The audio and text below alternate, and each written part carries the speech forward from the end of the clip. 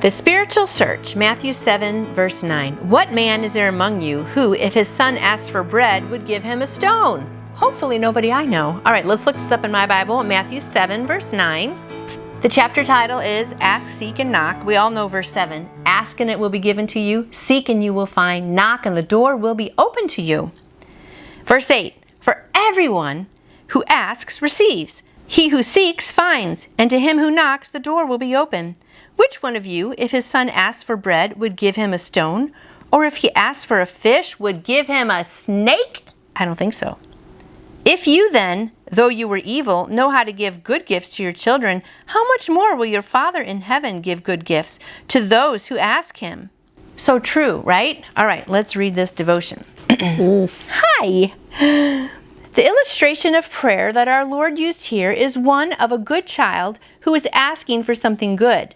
We can talk about the prayer as if God hears us regardless of what our relationship is to him. Matthew 5:45. Never say that it is God's will to give you what you ask. Don't faint and give up, but find out the reason you have not received. Increase the intensity of your search and examine the evidence.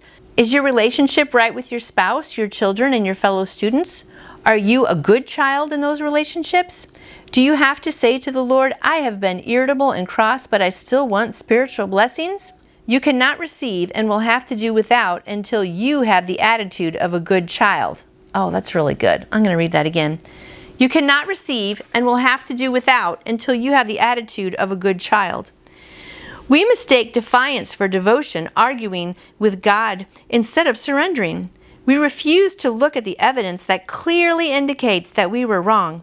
Have I been asking God to give me some money for something I want while refusing to pay someone I owe him? Uh-oh, that's not good. Have I been asking God for liberty while I am withholding it from someone who belongs to me? Have I refused to forgive someone, and have I been unkind to that person? Have I been living as God's child among my relatives and friends? See Matthew 7:12. I am a child of God only by being born again, and as his child, I am good only as I walk in the light. 1 John 1:7. For most of us, prayer simply becomes some trivial religious expression, a matter of mystical and emotional fellowship with God. We are all good at producing spiritual fog that blinds our sight. But if we will search out and examine the evidence, we will see very clearly what is wrong: a friendship, an unpaid debt, or an improper attitude.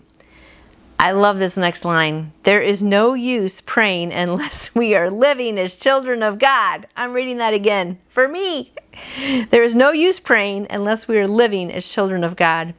Then Jesus says regarding his children, everyone who asks receives. Matthew 7:8. So yes, we can't just be all full of ourselves and sinning against other people and still ask God and expect things. He's more concerned about our heart and our attitude being right than giving us things, right?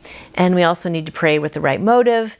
And there's a big difference between wants and needs, isn't there? And he pretty much says he's going to give us our needs, but maybe not always our wants. So anyway, I hope that just sheds some light on your prayer life today, and that you just come before him with a pure heart, because he does want to bless us, but he wants us mostly to have a right relationship with him, with other people around us, and just to have a pure heart. So my friend, have a good heart today, and I will see you tomorrow. You can order your own copy of the My Utmost for His Highest devotional book by going to utmost.org. And I would love to answer any questions you may have about faith in Jesus. Just email me through my website, nancyjoytoyou.com. And I hope you go out and shine for him today. See you tomorrow.